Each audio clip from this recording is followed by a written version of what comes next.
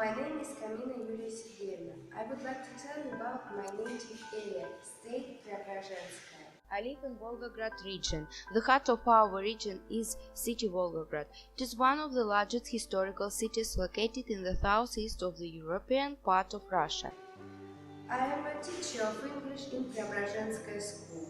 So, first of all, we will start about our school. Our school has a long history. The first school was opened in 1847. It began to learn 20 or 30 boys from Cossack families. Now our school has 580 pupils. Our museum has opened at 1988 year. People of our district found a lot of interesting collections to create expositions. It is one of our sightseeings. It is our church.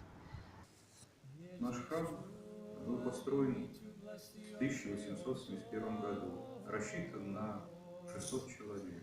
Стоимость строительства храма обошлась в 125 тысяч рублей серебром. Храм закрывался в 20 веке, в 1937 году, и вновь был открыт в конце 1942 года.